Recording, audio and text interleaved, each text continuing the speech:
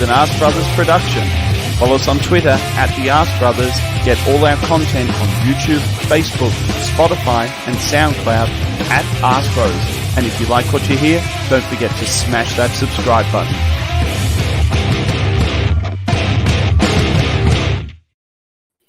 Hey, you all thought that we were fucking done. Like middle end of last season, there's no Arse Bros. Our loyal 5 listeners, Darren, they're fucking messaging me, all 5 of them. They're messaging me, when are you back? What's happened? Are you dead? Who's died? And Darren nearly died. He was nearly dead. He got the dreaded C bomb, and not the cunt word, the other dreaded C bomb. But like Mikel Arteta, Darren, you are like a phoenix. And no matter how much people wish you were fucking dead, wish you would just fuck off, you won't fuck off. And because of that, we are back. We're back for another season of the Arse Bros. We're here and we're fucking committed. Darren, a word of how the last 3 months has been, the 6 months, how you're feeling in general. It's been, I must say that details of my death have been greatly exaggerated. Now you're right. We did stop rather suddenly, didn't we? Mid-season. I'm sorry. I'm just worried. My wife just walked past. Those of you regulars to the show, my Liverpool supporting wife, with the part-time supporter with the full-time mouth, is in the room. She's leaving me now because she's just given me the finger and has left the room. I did get suddenly. February was a strange month. After 6 months of trying to get into the health system here to find out something slightly wrong with me. There was something slightly wrong with me, like my words. There was just I got one of those calls to say there's something a little bit unusual, but don't worry, 95% of the time it's fine. So you go and see a consultant, you think, oh, well, they're going to tell me you're wasting our time, everything's fine. And they did. They said, right, we need to operate very, very quickly. And they did. So we had to stop the podcast. They took out one of my lungs, or half of one anyway. That was fun. And then, of course, and they told me I'm so tough. I am so tough. You are tough, Darren. You're known for your toughness. Can I just add some personal note to this? Those of you looking at the video of this can see that there's a swimming pool behind me. This is my new house. My wife and I bought this fabulous house in Spain, which we were open as a B&B, a guest house. This was going to be a small hotel. And of course, 2 weeks before we signed the papers, this is when I get the news that I've got lung cancer, advanced lung cancer. Not even, we've caught it early. We're talking fucking stage 3 advanced with a secondary in the lymphatic system. That is a death sentence in anybody's book. I mean, that's just the way, fuck, I'm dead. So you start to, we changed the papers to put the house in my wife's name. This is it. And we had to make a decision whether we moved or not. I had surgery, and then they told me, this is where I say I'm tough. They told me I'd be able to drive a car between 6 to 8 weeks after the operation and only short distances. Well, 10 days after surgery, I drove to Spain from my old house in the UK. So I've been recovering. I've had chemotherapy, kept me hair, not bad. You did keep your hair, Darren. 30 sessions of radiotherapy and still going strong. So yeah, I'm not all fixed, but I'm certainly my plan has always been, let me make one statement. Those of you who miss my positivity over the last 6 months, this is my statement. I have decided to live. You're listening, Max. I have decided to live until Arsenal win the Champions League twice. Okay? That's the plan. So basically, Darren's going to live fucking forever. It's going to be like Blade Runner, flying cars, cyborgs, but Darren's going to be alive. I'm just picturing, Darren, what I'm picturing is that you're dead, right? Except somehow they've managed to extract your fucking brain, right? They've taken your brain and your brain's in a jar and they've just got a picture of you on the jar, right? And you're just going to stay alive. And I'm also picturing, like, I think it was RoboCop. I want to go into like 1986 here. RoboCop, it was just his brain and his eyeballs, right? And they kept doing like point of view from the eyeballs. That's what it's going to be like. But well, I couldn't say I'm going to live. All jokes aside, Darren. I couldn't say I was going to live until Arsenal win the Champions League, because at the time we were in the top four. I thought we're only fucking going to get in the Champions League, and then Arteta, if we go and win it, that means I've only got 1 year. So I didn't want to be negative. Cash your fucking ticket, and then you're done. I'd have to say we'd have to win it twice. So, so maybe I've got 2 years. I'm that positive. Well, all jokes aside, Darren, you know, it's lovely to be back. It's lovely to see your big smiling head, and I know the road is long, and we're not past the big bumps yet, but the big major bumps are done. In case anyone was wondering, you know, people had sent Darren text messages of love, text messages of care, and I would send Darren text messages saying, I just punched myself in the bollocks removing a hose from underneath the fridge and had to lie down upstairs because I was so sick. So I hope you did keep me going. You did keep me going in those moments. It was a very bad punch to the testicles, Darren. If anyone has ever punched themselves, I'd like to put it out there. Has anyone ever punched themselves in the testicles? And I don't mean, because like you can't actually like hurt yourself. If you ever tried to punch yourself in the face, I've tried to punch myself in the face. It doesn't fucking work, right? But to actually maim yourself, like to punch yourself so hard in the nuts that you're violently ill, Darren, it's an experience. And Darren, you know what else is an experience? What else? Being a fucking Arsenal fan. Being an Arsenal fan is an experience, Darren. It's an experience in, I guess it's multifaceted and it's multi-dimensional, Darren. I personally fucking thoroughly enjoyed the end of the season. I didn't open up Twitter. I didn't comment on anything. I didn't buy into any of the transfer windows. I didn't watch a minute, Darren, a minute of preseason, of any preseason game, because I call it like Chuba Akpom syndrome, right? You know, I remember when we went on the first big tour to America and I was like, Chuba Akpom is fucking Omri. And he wasn't Omri. He was fucking Henry.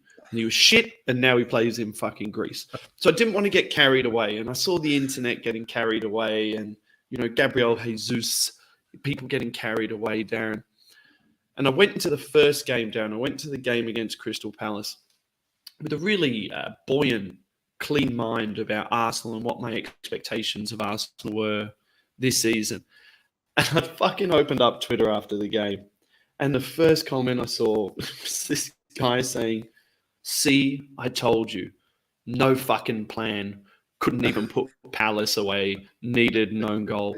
And I thought to myself, Darren, I wonder what's going to happen to these quotation mark fans when we make top four and when Arteta becomes, you know, this incredibly high level top tier manager.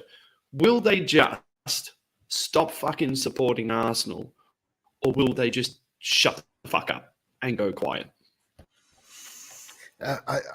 You know, we share a similar experience, but not quite, because I certainly didn't do the transfer window, and I certainly didn't do Twitter, and I didn't watch any of the pre-season games live until the San Etienne game, the Sevilla game.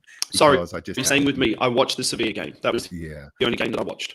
But I will say, when we signed Gabriel Jesus, within an hour of that signing being made official, because you know we had to wait a week. Within an hour of that signing being made, I put 20 of my good old English pounds on him to win the Golden Boot, because I love him so much already.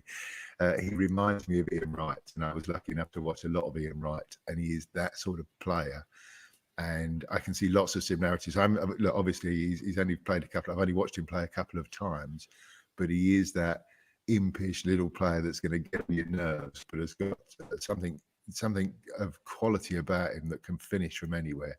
And I think he is going to be a superstar. So I really like that. But I'm the same as you. So I only watched the Sevilla game and then watched the Palace game, and it was a little bit too much like old Arsenal to enjoy it. You know, we go 1-0 up and then we spend an hour hanging on, it feels like. And it wasn't as quite as desperate as that, but it wasn't an enjoyable, let's get 3-0 goals up and showboat for an hour. I did the same. I'm still good friends with a lot of Indian Arsenal supporters from my time in the India Arsenal Supporters Club, and I'm on an Arsenal India WhatsApp group called Arsenal Family.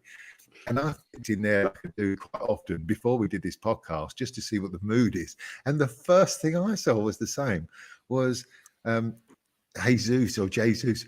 What's all the fuss about? He didn't play well at all. Erdegaard, rubbish, making acting. Do you know? And this, what's our new left back called? I'm going to struggle because I want to call him Zinchenko. I'm going to call him Kolasinac all the time. Zinchenko. I'm going to be even worse. My head has gone. These drugs I've been on for 6 months have made me go exposed. But Zinchenko. And then there's the chemotherapy. Yeah. They wouldn't have needed to prescribe you anything for the fucking for the nausea. You would have said, "I'm fucking way ahead of you, doc." Zinchenko said that about Zinchenko. This comment. This was a row of comments saying, "Zinchenko, what a waste of time. Thank God Tierney's going to be fit soon. He's terrible." Do you know? And I'm watching it. Another one said, "Ben White, what a terrible performance." I mean, he's.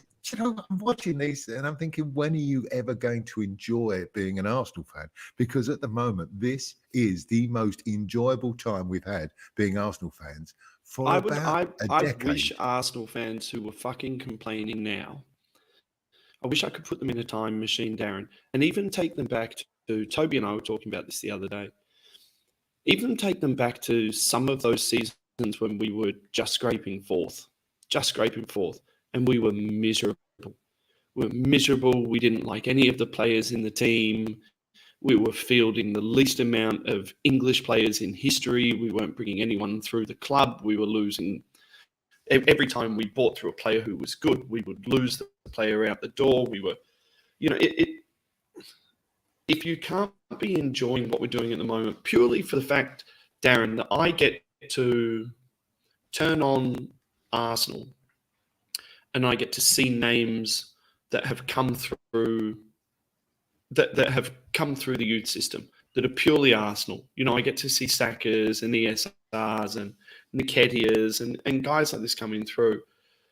It just makes it really enjoyable for me, I guess, from a club perspective, not a winning perspective, if you get what I mean. Because the thing that always really kind of made Arsenal was this statement, and I remember I used to have it on my computer. It says, "At Arsenal, we build legends, we don't buy them." And I feel like that's all been lost, and we're sort of bringing that back more and more now. We got Martinelli when he was nothing. We built him. It, reminds me of Fabregas. We got him when he was nothing. We built him. He was our captain. ESR through the youth system, Saka through the youth system. Even the guys who don't make it, your Reece Nelsons, your Eddie Nketiahs, your Joe Willocks, like all of these guys. I mean, I even enjoyed turning on Everton and watching Alex Iwobi just fucking dominate out of a number 10 position. Because to me, if you came through the youth system and if you put the Arsenal jersey on, you're kind of Arsenal for me for life. And that's the bit about the club that I love. I don't know if you sort of get what I mean. Mate, so much. As I say, I don't think that I've been happier watching Arsenal for it's at least 10 years. This is the happiest I've been. And, this is where my naivety is. My naivety is that I couldn't work out. I was looking at that team and the subs bench thinking, isn't it going to be a strange year this year? Because there's no one divisive in that side that people are going to hate. There's no Alexis Sanchez. There's no Mesut Ozil. These players there's no Aubameyang. There's no Lacazette. There's, throughout the team for as long as I can remember, there are players that people really didn't like. And I looked through that team thinking every one of these has either come through the youth or hasn't come here on big money, hasn't come here as a glory hunter, hasn't come here as the superstar. And every one of those players is fighting and working hard. He's not strolling around the pitch. I'm thinking, we didn't make the game easy. And I understand that there's things about the team that aren't quite right yet. But I couldn't understand that there'd be a single player out there that people would go, "Oh, he's shit." And yet there was a tirade of abuse. I'm thinking, just enjoy this. We're Arsenal. We've gone away from home to a team that beat us 3-0 last year. I think people forget, Darren, that there's two fucking teams playing Do you know what I mean? Like Arsenal aren't playing a war. Like there's two teams playing, and both teams have goals for the season and priorities for the season.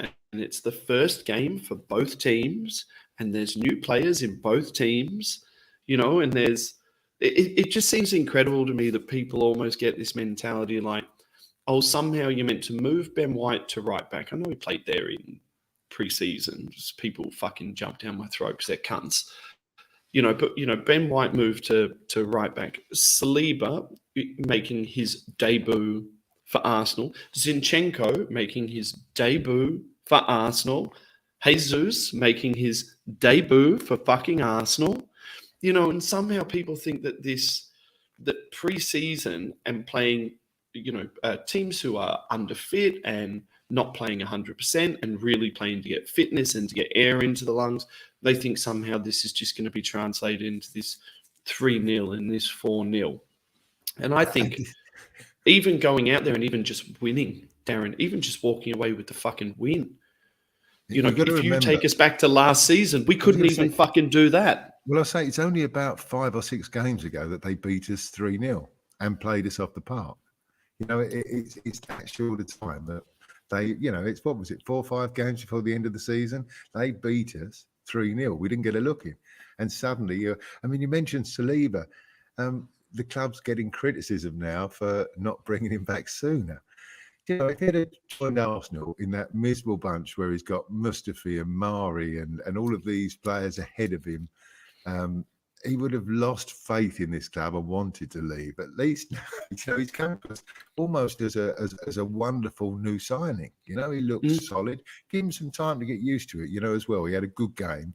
And it was Crystal Palace. Let's see how he does. But don't we love doing this, Darren? We get one fucking game from the guy. He gets given man of the match because he's a shiny new toy, right? He's a shiny new toy, and he's big and he's strong and he's athletic and he does all the good things. And now you feel like all we're going to do is just wait for him to fuck up. And then you're just going to have the same division. And it's going to be either I support Saliba 100% or fuck Saliba, he's shit, and he watches his mates jerk off next to him and films it. That's going to be the ongoing narrative. Now, I thought, I'll tell you one thing I thought was really funny, Darren. Call me fucking racist. Call me racist if you want. It's not a racist comment. Fuck it. I don't care if it is. Anyway, I like when Crystal Palace's team sheet came out and there was one fucking white cunt. I think his name was Anderson. He was the centre back. So there's one white cunt and there's fucking 10 black blokes. And I was thinking, fuck, I bet you that cunt wears his undies in the shower because he's fucking walking around with these great big fucking hammers, fucking slapping into each other. This poor white cunt with his tiny fucking cock in the shower. One fucking guy. I didn't notice that. First thing I fucking saw. I thought, turn the lights off. He's the only cunt you'll be able to see. Just him and fucking 10 smiles. But Saliba, doesn't that feel like a great new signing now? It's not another kid we've got to go through all that. And you're so right. He will make mistakes, and I just don't understand. We're back to the same point, and I think we should move on from this. But I just don't understand some people. This is the time to enjoy watching Arsenal Football Club. I'm going to the stadium next week. I'm going back to start some new treatment next week, and luckily I've arranged it, or it happens to be that Arsenal are at home, so I've kept my season tickets. I'm going to go to Arsenal. The people in the stadium last year, and I'm sure the same this year, were really behind that crowd. We were behind the team. They really, really were. It was terrible 2 years ago. It was awful 3 years ago. It was abominable 4 years ago in the Wenger in and out bit. Now, for the first time, the crowd are behind. And Arteta keeps mentioning it, but it is something special happening there because we look at those players on the pitch and they're all fighting for the badge. And I haven't seen that for many, many, many, many, many years. And it's a good time to support Arsenal. Go on, say something. It's a continuation from last year for me. I know we ran out of steam.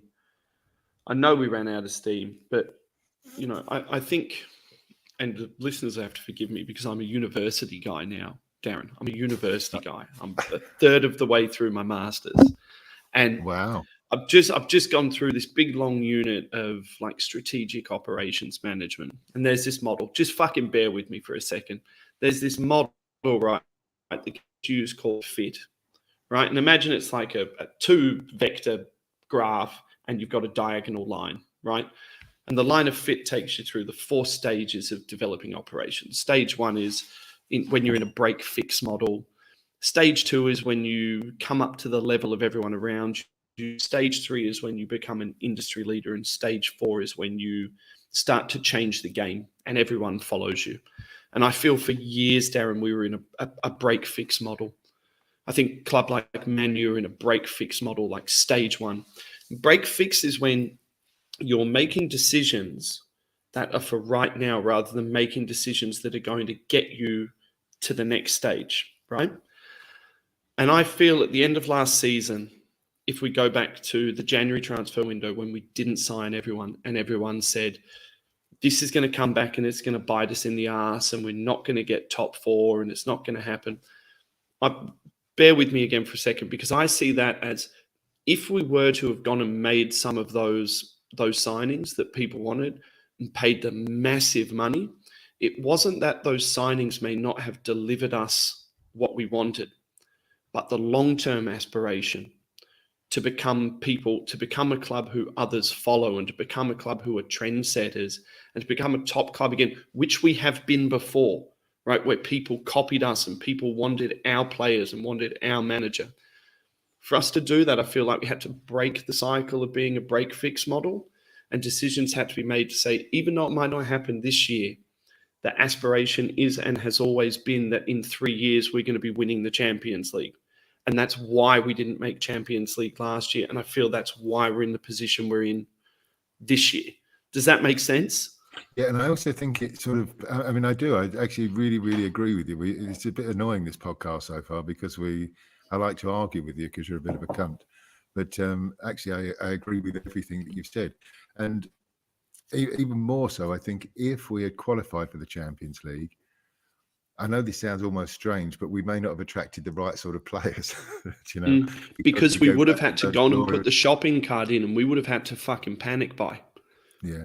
Because God forbid Arsenal gets into the Champions League, gets kicked out in their group stage, and then is fucked. Don't you feel like this is a strange thing to say, maybe, because don't you feel like we're progressing, but it's almost like I don't care at the moment. I'm enjoying watching this team more than I have done for a decade, and that's almost enough. The results, I think, will take care of themselves, because this is a good young side that's going to get better. And of course, football is football. If we lose a game of football, it ruins my week. So I'm talking here very much that we're one game in and we've won. We've got a game at the weekend which I think we will win. And so I'm really, really happy, and put together a string of 4 or 5 defeats, and I might change my rosy outlook. But I am looking forward to turning on the television or entering that stadium to watch this football team. I really, Darren, I can't see it. I can't see it happening. I can't see it happening this season. I can't see there being some Champions League. I can't see there being some, fall off the precipice, 5 or 6 games lost in a row. I can't see it happening. We've strengthened, we've improved, we're stronger in most positions. Yes, there's 2 positions that all of us would still like to fill. I think all of us would still like to see a left-sided number 8 that can either challenge Xhaka or put Xhaka on the bench. Haven't you? You must have heard, like I have, the rave reviews of Vieira that we've bought. Yeah, I don't know. I looked him up. Look, I'm not going to test that I fucking knew who he was before we were into him, but I looked him up and he reminded me of a bit of a Rosicky style player, like lightweight, up tempo. And I don't know that that's a Xhaka replacement for what Xhaka does. I thought Xhaka played really fucking well against Palace, and anyone who knows me knows that I don't very lightly throw praise Xhaka's way. I've had my issues with him over the years, and I've always said that hasn't Xhaka had to up his game because the quality around him is better. But I said this earlier in the year to someone, Darren. I said, we are now going to see, now that you've got Jesus in front of Xhaka, we are now going to see whether Xhaka is not great because of he's the sum of his parts around him, if you get what I mean, or if Shaq is just not he's going to get exposed. If everyone around him is good, he's fucking going to get exposed, and he's going to get exposed fast. Hey, listeners, just so you know, massively I have fucked up, and my computer charger is broken, and my fucking computer has about 6% left on it.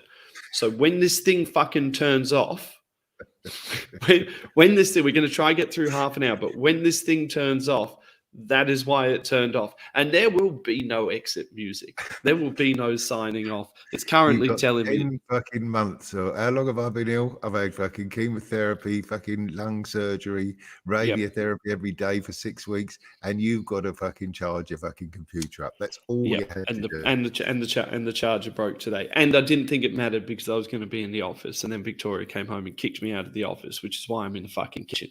But regardless, we're going to power through. And if it all turns off, Darren, it fucking turned off. Just end the broadcast. And fuck you, everyone. Let's get back. I think Xhaka will be the odd one out. I think Xhaka, depending on what happens with Thomas Partey this year, I think Xhaka could be the one that will miss out. There was an off-the-hand comment by Edu that I heard via a journalist that I sort of trust that said when he was asked about what does it feel like getting someone like Gabriel Jesus to join Arsenal? Is he not the best signing the club's made for years? And he just looked at the reporter and said, "You haven't seen Vieira yet." And when Edu does like the sound of his own voice, but when somebody like him is so excited and proud of a decision that he's made, that I think that could be the left eight that you're talking about. There's lots of interchangeable players there. And I know, I still stand. He likes to play as a number 10. He likes to play on the wing. He likes to do that. It's an option. We've got a lot of interchangeable players up there. I still stand by the fact that I think as Ødegaard can play a right-sided midfield position, I still believe that ESR can convert and become slightly more of a Wilshere-esque player. I mean, don't forget Ramsey played. Ramsey started off further forward. Left-sided midfielder. And why are you saying that? I just think that a lot of the options that we have in different places are all unproven.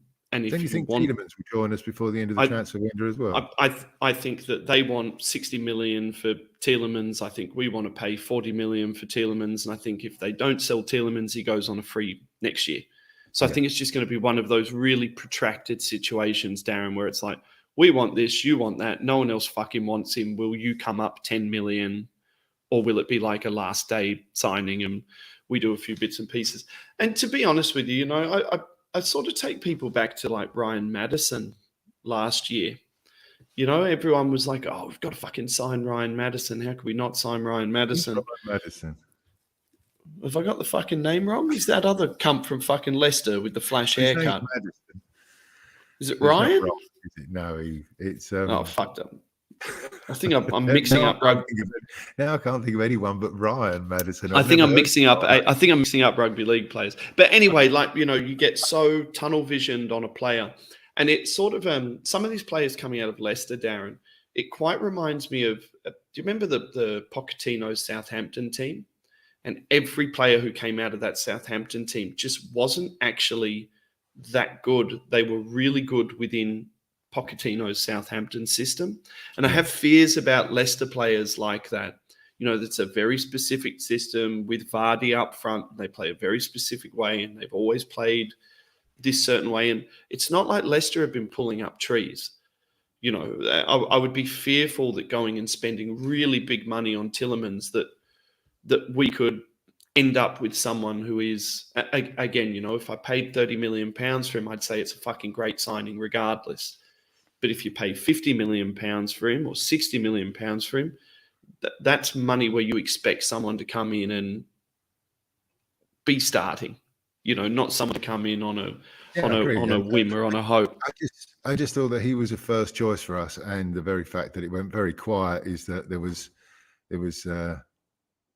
We finished. Max has just disappeared, so I think that might well be the end of the podcast. I'll keep waffling on. I don't know if you can hear me. Well, on this note, I think it's done. So, Ryan Madison, eat your heart out, and we'll see you all next week. Dum, dum, dum, dum.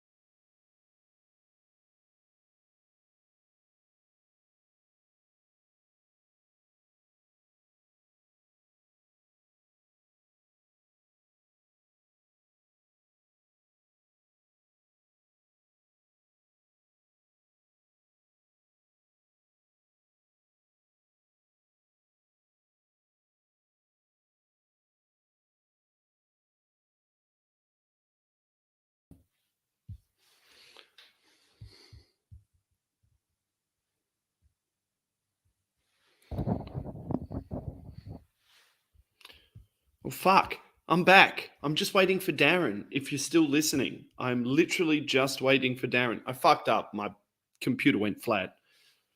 People have probably stopped listening.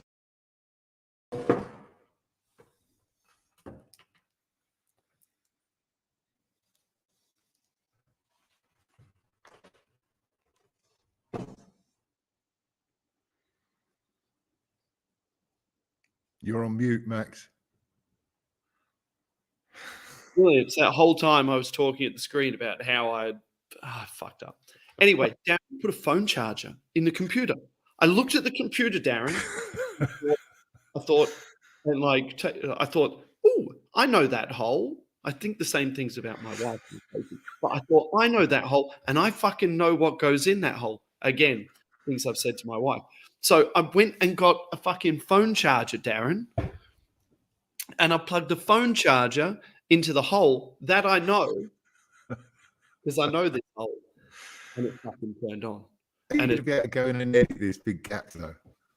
No, probably not. And people will just fucking turn off as soon as they. Yes, They might not, because they might be like, they fucking. No, but they'll see on the bottom, Darren. They'll be like, oh, there's another fucking 20 minutes of this. Maybe we should call this episode after 28 minutes.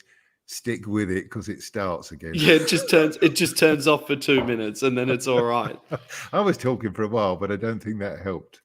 I can't even fucking remember what we're talking about, but I'm happy that about Granit Xhaka, Vieira, and we're talking about Tillemans and people coming in. And Ryan Madison.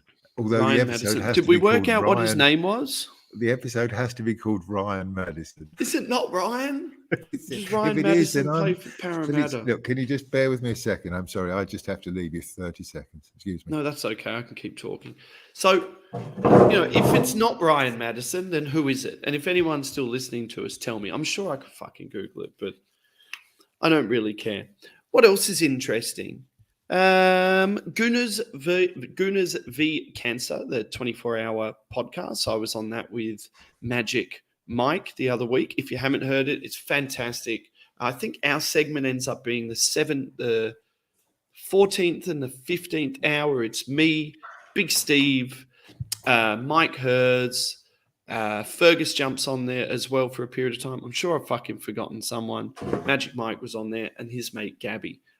Really good podcast. Jump on it. It was the first one I did for the year. I probably said a lot of the more similar stuff to what I'm fucking saying now, but well, you want another podcast? Is what you've been telling people, yeah?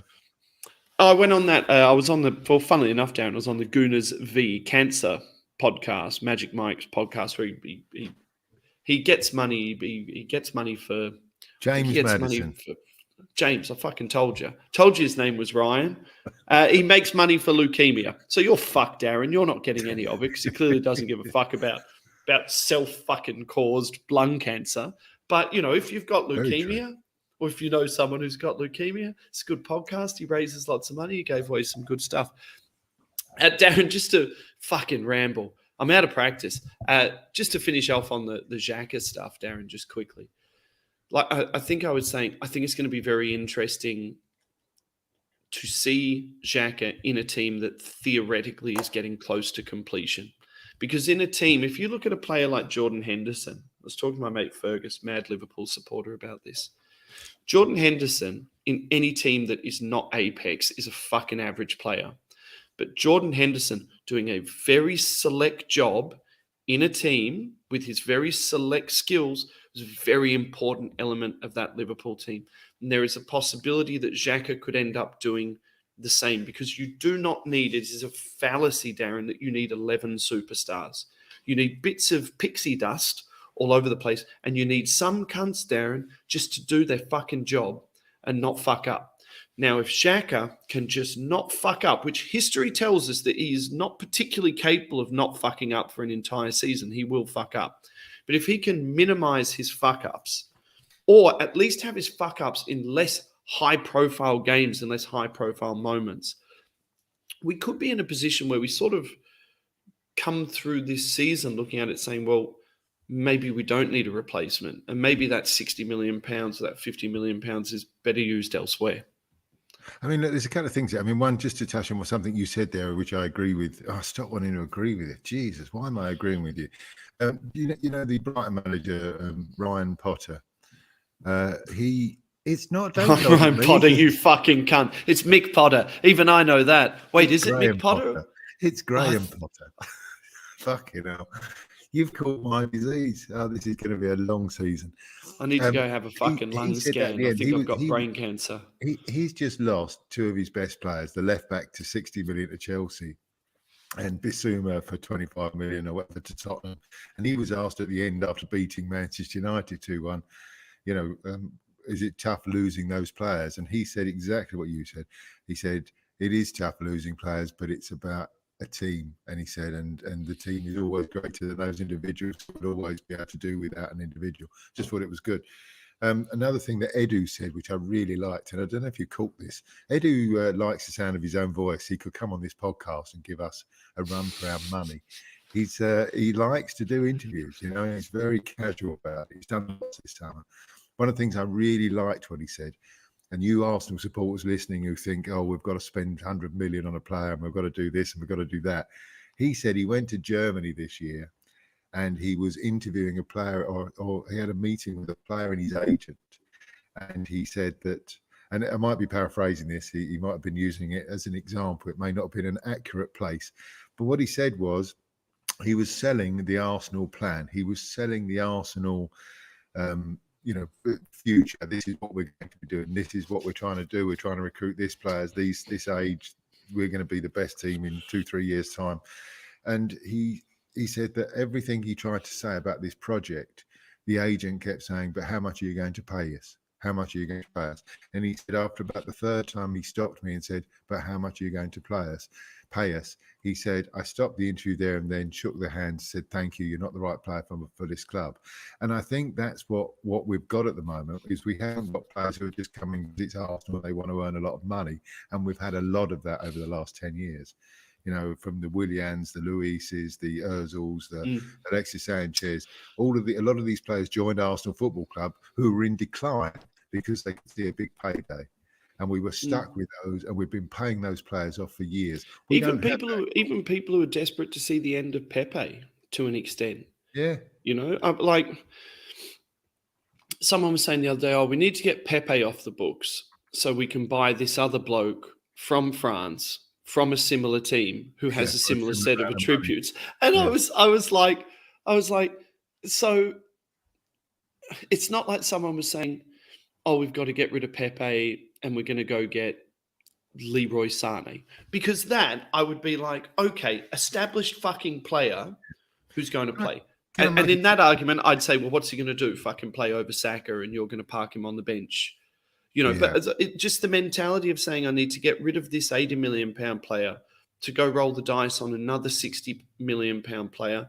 And I thought, well, if you're talking about selling Pepe for £20 million, we've got Europa this year. We've got early rounds of Europa. Pepe is completely capable, more than capable. I mean, was an FA Cup hero. Don't forget, a couple of his games in the FA Cup, they've got to say, phenomenal. I think he's probably the most pure striker of a ball that I've seen at Arsenal for a very long time. So when he fucking laces one, he laces one. Mohamed El Neni, or Ryan El Neni, as you probably know him as. Yeah, Mohamed Ryan. El Neni is pre-season strike in Germany. Wow, he strikes a ball. My man El Neni. So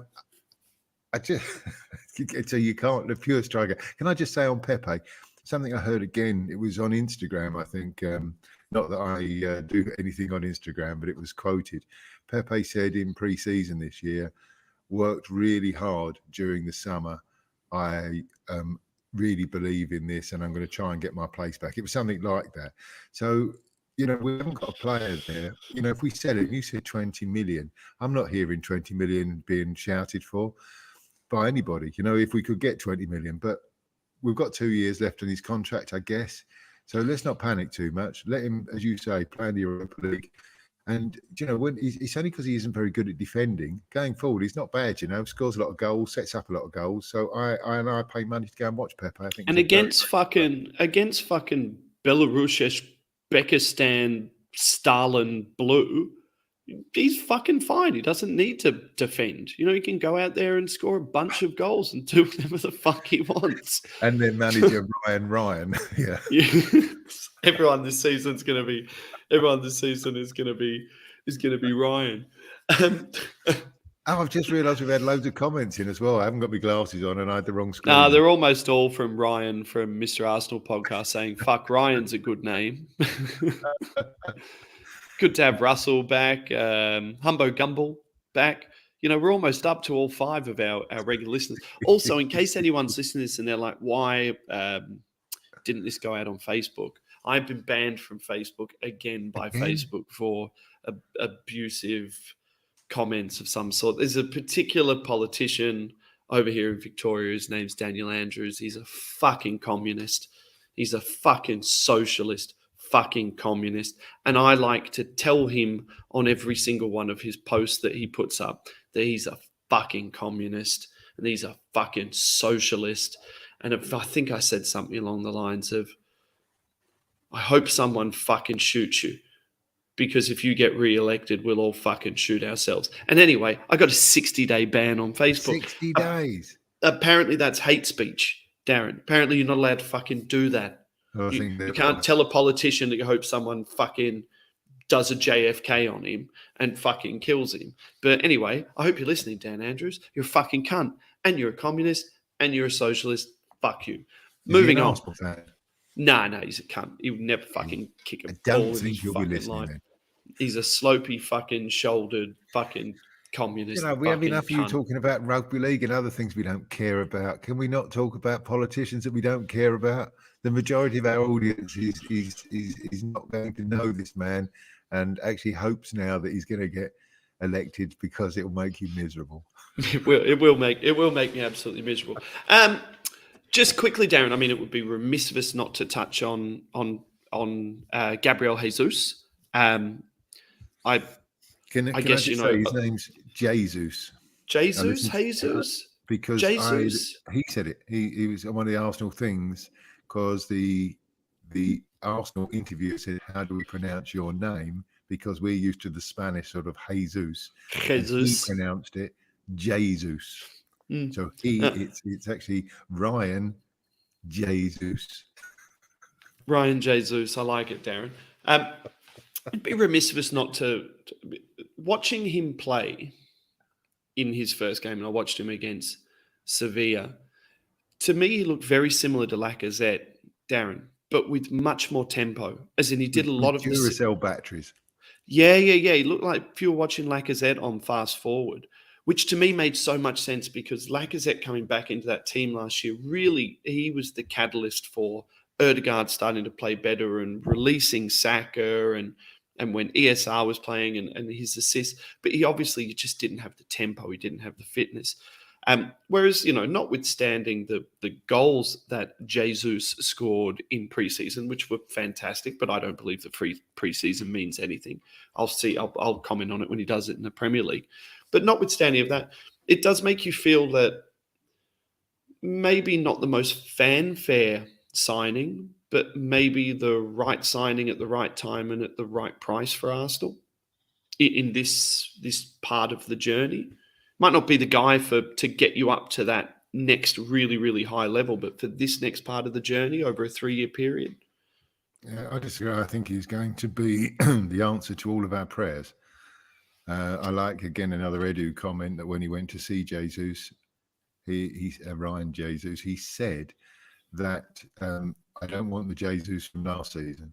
I want the Jesus from 2-3 seasons ago. This was a young kid that broke into the Brazil side at 19, was going to be the next best thing. Manchester City signed him on the back that he was going to be the next best thing, but never quite turned out that way. He's now approaching his peak time as a striker. He's 25 years old. I think the next 5 years he's learnt that. And you can see almost in what he's done so far in the 3 or 4 games he's played pre-season is that he has got his enthusiasm for football back again. He is running all over the place. He's working hard. He's scoring goals for fun. Did you ever watch Ian Wright? I mentioned it right at the start of this podcast. Did you? Would have been the first 2 years that I started following Arsenal. I think I would have been like 12 and 13. So probably towards the end of his career, I guess. Right. Last couple of years. Really. Because Wrighty came to Arsenal very late. He started football at like 22 or something ridiculous and joined Arsenal when he was about 27. And he still became our all-time leading record goal scorer in that short time that he was with Arsenal. He was so good. But I just see with Jesus, there's lots of those Jesus.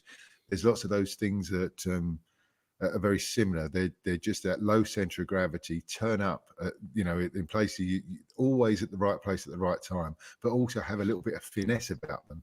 They don't panic in front of goal. They like to knock balls past goalkeepers, whether that's smashing it in or dinking it or putting it through their legs. I mean, Ian Wright against Peter Schmeichel, those two hated each other. I think Jesus has got a bit about him. I really do think he's the answer, and I think I also think he's a winner, Darren. I think there's something to be said when you buy people from winning cultures. You're buying Zinchenko from a winning culture. You're bringing in Arteta from a winning culture. You're buying Jesus from a winning culture. These things they add up on the training ground, and they add up in the way people prepare and the way the young boys look at them and say, well, how do you prepare and how do you become the best and how do you win championships and win leagues and the like. So overall, Darren, I watched the Palace game and I wasn't, much like many Arsenal fans, I wasn't on the edge of my seat. I thought it was a pretty cruisy game. I thought we were in control. I thought we scored our goal and then we did the very Arsenal thing and we sort of took our foot off the gas, which was, a worrying thing, but first game in the season. I'll tell you one thing, Darren, I thought looking at that team, and I guess it's not surprising considering you had Zinchenko, Gabriel, Saliba, Ben White, Ramsdale, Partey, and Xhaka. But I always remember Arsenal teams, great Arsenal teams of old, those 6 or 7 players that back always being big bastards, big fucking aggressive bastards. And for years we went away from that. We had Vermaelens and Koscielnys and Mustafis and Bellerins and guys like that. And I must admit, when I watched the team, the biggest thing that I got watching them against Crystal Palace was that I thought, fuck, we look big. We look like a big team. Saka looks bigger. Even Martinelli looks bigger. But that back 6 players, back 7 players, I just thought, that looks like an Arsenal back 7 of old. Did you not think, who was the player that we missed out on who chose Manchester United in the end from Ajax? Was he from Ajax? Yeah. Sorry, my memory, my I know who you're talking about. We all know who you're talking about. Him. So But I thought he was short when we were he's going for really him. I was short. like, this I is watched another fucking I watched Vermaelen. Manchester United, and I've got to say, yeah, I thought he had a very good game because I was watching him. I didn't watch a lot of football on the weekend, but I watched Manchester United again. Couldn't understand why everyone's so surprised that Brighton beat them. Brighton beat them at the end of last season 4-0, their last home game of the season. United haven't done anything different. You know, they've got a new manager, but it's the same group of dysfunctional players who all want they're fucking cooked. who either went there for the money or want to get out of there because they don't like it there anymore. And I watched that fella that we missed out on, and I thought he had a very, very good game. I think he's going to be a very, very good player, but he is tiny, 5'9", centre half. You know, that's not going to work in the Premier League. Especially when you're coming up against big bastards like Haaland, I watched Haaland. I watched Man City just so I could watch Haaland, and I've got to say, the player he most reminded me of is the player who I think my biggest regret that Arsenal didn't get is because I think he's maybe the second best striker I've ever seen in the Premiership, and he reminded me of Drogba. Big, physical, dominant, hold up the ball, touch, score goals. You know, I thought that's a player like City have just bought a Premiership in a player. For me, that's the way I look at that. And he's a real throwback as well, which I enjoyed watching. He's a real throwback to like away from these kind of like slight-footed and we're going to have wingers and we're going to have a striker sit in the hole. It's like, no, I've got a big, ugly, aggressive fucking cunt up front who's going to score a lot of them. Sadly, I think you're right. You know, I mean, his goal scoring record is incredible. He's not like he's going to struggle to work in the Premier League because he is made for the Premier League. You know, he's exactly what you said, big, strong. It worries me because look at what the other teams are doing. City won the league last year and have improved. You know, they really improved their squad with Haaland. Liverpool. They've got Nunes, he looks bloody good as well. That was a bit scary. Chelsea are spending an absolute fortune. I think it's going to take them a while to get all those pieces working together. You know, it's just buying spending 60 million on fullbacks from Brighton, and you know it's nonsense. And they're still trying to buy Frankie de Jong, and they're in for everyone who's worth any money. It's almost like the people who have bought that club looked at it and think, right, the way to win this is to spend a fortune because that's what they're doing. It's the way they've always done it, isn't it? So they're gonna, they're scary, but I think they'll take a bit of time to, for us to get there. But I look at Tottenham the same. Tottenham have bought 6 players. Tottenham has spent the best part of 100 million. Tottenham have bought depth. Tottenham have bought no one who changes the outcome of their first team, but Tottenham have bought depth. And I can see a very real world where the top 4 this season is City, Liverpool, Tottenham and Arsenal. I can see a very real world where Chelsea and Man U both aren't there because I think Chelsea... Manchester United are even close, Max. My hot take, they said at the end of this other podcast I did, what's your hot take for the season? And I said Man U to finish lower than they finished last season. Mm-hmm. I said I think they're fucking cooked, like genuinely. Yeah, I watched that game on the weekend because I don't like Manchester United very much. I think they've been our rivals for many years of my time watching Arsenal. I mean, I don't like many of them. I've never liked Manchester City since they spent the money. I don't like Chelsea. I despise Chelsea probably even more than Tottenham these days. I don't like Tottenham because they're Tottenham. Who did I start with? Sorry. Man U. Manchester United are just, but I watch them because I've got a really good mate who supports Manchester United, and he's the only reason I want them to win because he gets really upset like I do when Arsenal lose. But I watched them at the weekend and they are dysfunctional. They've got a new manager who's they haven't started from scratch. I looked at that team and it's exactly the same team that was playing last year. There's still, Rashford up front. There's still a goalkeeper who wants to leave. There's still a left back in Luke Shaw who looks like after he goes on the Atkins diet for 6 months, he might be a decent player. There was Ronaldo sitting on the bench looking at the camera, frowning. There wasn't nothing in that team that made me think that manager can do anything. If he is any sort of manager, will take 2, 3, 4 transfer windows to be able to get rid of the players that he. I look at trajectories, Darren, and the way I look at it is, I don't think that we are on the City and Liverpool trajectory yet. So I don't really look at it and say, you see Arsenal fans talking about, we want to win the league. We want to win the league. Like I said, long-term planning is to win the league. But you, like driving a car, one has to go through the gears to be able to hit maximum speed. We can't just go from second to fifth and expect that we're going to hit the fucking power band and rock it. But I do see us... For me, a real aim this season, Darren, I've got certain things I need to hit. And do you know what? If we don't get top 4, it is not the fucking end of the world for me, because there are very competitive teams all spending a lot of money. And I feel like whoever isn't smashed by injuries, I think Arsenal, Tottenham, Chelsea are all relatively close with what they've done. And I think if Arsenal makes 2 more signings, we almost go to the top of that pile as well of those 3 teams. But I think it's all much of the muchness.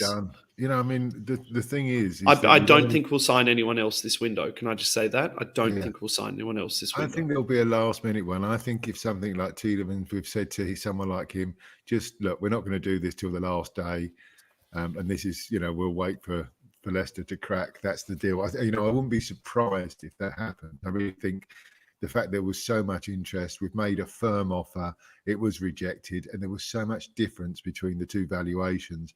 I think we've walked away, but they've got an unhappy player on their hands now. So I think that is, and he's got 1 year left on his contract. So I think that is one that will come back on the table. Not sure, but I'm quite happy now. I think there's a really good team spirit, and we've got depth. I agree that if we don't finish in the top 4, it isn't the end of the world, but it is the first podcast of the season where, last year you didn't think we'd finish in the top 4, and I said we would finish 4th. I think you had said we'd be lucky to finish in the top 6, and I was saying 4th. Well, we finished 5th, so let's say that I was right and you were wrong. It's very true. It's very true, Darren. I think there's even a podcast entitled that, if you go back through it, where we gave you your dues. But, if you want to pull your fucking cock out and self-flagellate live, you go for it. Darren, 3rd, 4th or 5th for Arsenal? I don't think we're coming 1st or 2nd, but 3rd, 4th or 5th. Genuinely. Second. So you think we're a better team than Liverpool? I am hoping. No. Realistically, I think the best we can probably hope for this season is 3rd. However, I am hoping, after watching a very flat Liverpool performance of the weekend, they're a little bit stale. The new striker looks very good, but Salah's been there. He's just signed a new 5-year deal for loads of money. Stupid fucking deal for Liverpool. Made no sense. I just think, there's a lot of their players getting older. Do you know who they brought on as their first change substitution when they were down? Who's the guy who's been playing there for years? Milner. Milner came on as their first choice substitute to turn the game around. Hold my Zimmer frame. I'm going on. I think he's my age. I think he's 56. So I think, I watched him make his debut when I was 9. He is old. And look, Milner's been a fabulous footballer. This isn't a criticism. A dirty, rubbish footballer now comes on and kicks people. That's all he's got in his locker. But they're going to miss Mane, Darren. They're going to miss Mane.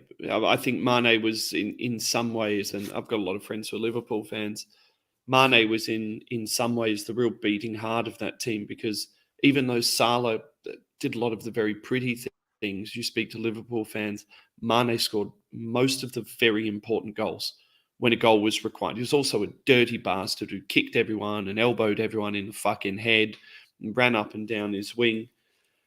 Virgil van Dijk's, a year older as well. And I didn't realise how old he was. I hadn't really understood that he had not made it into the Premier League at the top level until he was like 27, 28. Yeah, and so they quite good after a really serious injury at that age.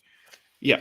Can I just say as well, just a quickly brief aside, Danny Welbeck, what a fabulous performance he played. He was so far and away nothing wrong with that guy. Apart from you and of course me, I hate football pundits. I really do. The man of the match was given to the guy that scored 2 goals. Yeah, and both goals were tap-ins into empty nets at the far post. Welbeck was superb. I've never seen a better performance for him in all of the years he's played. Man of the match. Let's give it to the goal who's just the guy who scored 2 easy goals. You're talking to the guy who's got a Welbeck. I've got a Welbeck top. in the cupboard. I mean, I also do have a Walcott top, a Wilshere top, and an Ainsley Maitland-Niles top. So my history of fucking Arsenal tops aren't they're not fucking superb. Look, But no, I'm not surprised to see those sorts of performances from that guy Danny. He's a wonderful player, a wonderful technician. One of Arsenal's best periods in modern football was actually while Welbeck was fit, and we were playing Sanchez up front with Welbeck on the left and Walcott on the right, and we were fucking dominating. You know, you couldn't get Welbs off the ball. He was a wonderful player, and he really got the best out of Sanchez as well. Let's get back on track because we've done an hour, and you know I only like to do an hour. I noticed even put the big podcast Arsecast and all that now are doing like an hour and 3/4. And I think, oh, fuck off! I don't want to listen to you rabbit on about the same shit for an hour and 3/4. Fuck off! Keep it to an hour. That's all they can do with us. And we even put a nice little break in the middle. Yes. What we should just in case you fancied a cup of tea. Yeah, just get an advert. This is like an ad break, but we're not big enough to get adverts put in. So where do you think? Because I think I'm not saying we can finish above Manchester City and Liverpool. Let me get that straight. I'm hoping we will, obviously, but I don't think we will. But what I'm saying this year is I think that this season, I'm not sure there will be runaway two teams like there was last year. I think the quality throughout the league is better than I think Liverpool and Manchester City, along with all of us, will drop points this year. I think it will be a very exciting year. If Manchester City do get on a run, no one will catch them. And it's then best of the rest from second downwards rather than from third downwards. So I'm thinking we're going to finish third. There you go. So I can only look at it with this vector. We have to look at it and say, let's make the assumption that no one is injured from any team, right? Because as we know, injuries play a huge part. And if, say, for example, Jesus goes down, we are really faced with an Eddie Nketiah decision. I'm not slagging off Eddie. I think he's going to. It's a problem. It's a huge problem. I think Eddie will come on this year, learning from Jesus, and I think that's the best outcome. That Eddie plays the early Europa games and he plays the FA Cup games, and that Jesus. But if Jesus goes down, you know, we go from having a steak on our plate to having a kebab at 3 a.m. There's nothing fucking wrong with a kebab at 3 a.m., but you can't have a fucking kebab every night. You know, and for me, that's what Eddie is at this stage.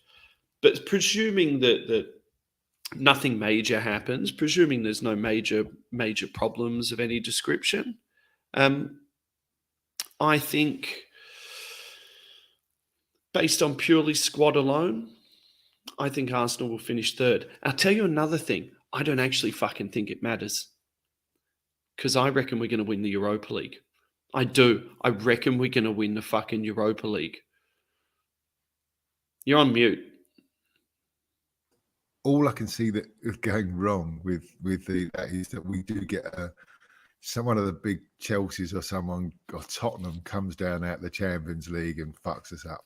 Because there's no one in the Europa League we should be scared of. Manchester United. Yeah, but you know, I looked at someone pulled that statistic the other week, and it's like I think it's only happened like twice in fucking 10 years or something, where a team coming down out of the Champions League has won. Yeah, but they've done for us. You know. No, I know. I've got a feeling, Darren, that Arsenal team, that Arsenal squad has quite a lot of cup experience, and it does well in cups. You know, a much shitter team made it to a final, and yes, got spanked by fucking Chelsea, but it's a much shitter team made it to a final. Yeah, and a team that should have gone fucking further got knocked out in the semi. A good season for us will be to qualify for the Champions League, however we do it. And I really do look at that Europa League and think this is something we're going to, you know, we can win. We absolutely we should. I think high priority, Darren. High priority, and I mean high priority at the expense of FA Cup runs for me. We've had, I know, I love the FA Cup, Darren. You and I have been through this before. We're both big lovers of the FA Cup. We both think that every trophy is a trophy, and anyone who says any trophy has any less weight than another trophy is a fucking lunatic. I think we've got the squad to do it. I really do. I don't think we do. I don't think we do. I don't think we have the squad for 4 competitions. I think you have to prioritize 2 competitions I mean, League Cup, Darren, I'd be putting up fucking Hale End and just saying, go for it, see what you can do. I'd do old-fashioned Arsene Wenger, put out all the kids and see how far you go. Well, FA I'm Cup, hoping to have a lovely day at Wembley watching the FA Cup final this year. Okay. I have this funny feeling, Darren, that we'd end up finishing 5th and not by much, right? This is and this isn't what I'm hoping for, Arsenal fans, but this is my feeling, is that we end up finishing 5th and not by much. So you predict we're going to finish 3rd and 5th? Okay. No. I think if what I said was, if there are no fucking injuries, which is very unlikely, specifically if Jesus can be fit for 70% of the games that he would have been likely to play, then I think 3rd is very much on the cards for us, very much on the cards, and it should be an aspirational goal. I guess what I'm saying is I don't think it's the end of the world if we come 5th, because the top 5-6 teams of the Premier League are very fucking competitive. The Premier League itself is very competitive. It's very deep.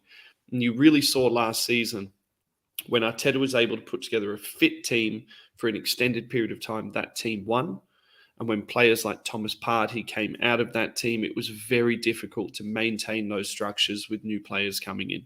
I don't think that changes whoever's playing. We spoke in a podcast last year about you can't replace time spent on the pitch together with time spent on the training ground together.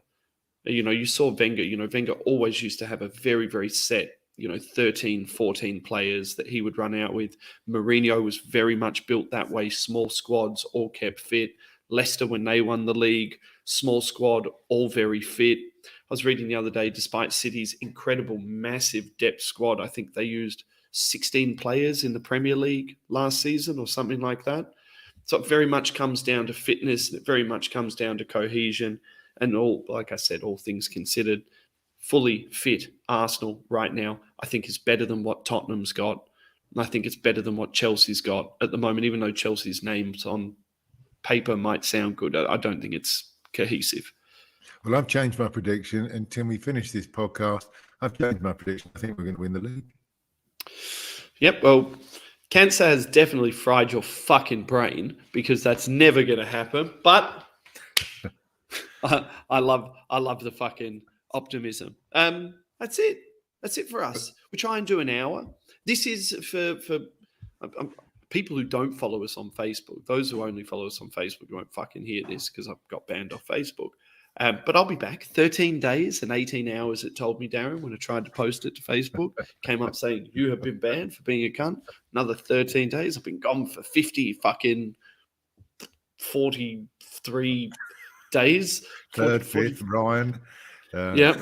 But this is going to be our time slot. It's probably not the most conducive time slot to getting live listeners, because in the UK, it's going to be like 11 o'clock in the afternoon. I have no idea what fucking time it is. You can't have 11 o'clock in the afternoon, can you? 11 o'clock in the afternoon doesn't exist, okay? It does exist, because it's 11 o'clock in the afternoon. It's not. It's 11 o'clock in the evening or 11 o'clock in the morning. You can't have 11 o'clock in the afternoon. Because it's afternoon. Yeah. And at the moment, it's like 2 o'clock in the afternoon. So, to get warmed up for this, Darren, I thought, I'll watch our last episode. And I watched our last episode we did, and it was you, me, and ArseBros Ryan. And I spent the first 10 minutes of the conversation. Ryan, I spent the first 10 minutes of the conversation talking about when you get erections that are slightly bigger than your regular erection. And you're like, there's extra erection there. And then you came on the podcast, asked me what we'd been talking about. I told you we've been talking about erections. You said, well, I'm glad I missed the start of the podcast. And by the way, your Arsenal jersey is back to front, you fucking idiot. Back to front and inside out. So this is the caliber that our listeners can expect to get from us this season. Also, for those who listen to us regularly, I will most likely press the wrong button when I'm getting out of here, but we're going to try not to. So 8 p.m. on a fucking Thursday. It's Thursday night live, but in the future, in Australia, it's fucking or is it Wednesday? It's Tuesday. It's Tuesday. We have to do a whole new banner. We have to do a whole new fucking banner. And I can't do next Tuesday. Well, we'll do another fucking day then. We'll work it out. I might. Yeah. Anyway, it's going to be this time on one of the days of the week. It could be 11 o'clock in the afternoon. It could be 12 p.m. in the morning. You don't know what it's going to be. Everyone could be called fucking Ryan, right? You don't know what's going to happen. There's fucking curveballs. There's conversation. There may be a game literally the night before. And Darren and I may not even talk about anything that happened in the game because we don't talk about games. We don't really talk about people who scored goals. Because if you want to know who scored the goals, go watch the fucking game, you stupid cunts. Go watch the fucking mini. Watch some highlights. These fucking podcasts were like, let's break down the game. Oh, fucking Tierney, you passed it to fucking Ben White, who passed over top. No one fucking cares. What you want is opinions. Good opinions, bad opinions, and dick jokes. I've got so many dick jokes. Like lots of dick jokes. Fucking erections, titty jokes. Jokes about women that you shouldn't have shagged when you did shag them. Times you got herpes. There's so much that's going to happen this season. You can get rid of herpes now. It's just 2 pills. It's just 2 pills. You get rid of herpes. It's never gone forever. It's never gone forever. But you won't see it and no one will fucking know. I'll see you next week.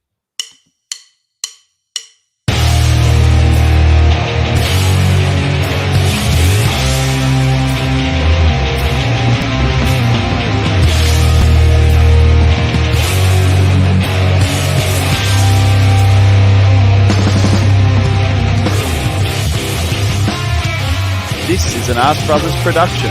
Follow us on Twitter at the ArseBrothers. Get all our content on YouTube, Facebook, Spotify, and SoundCloud at ArseBros. And if you like what you hear, don't forget to smash that subscribe button.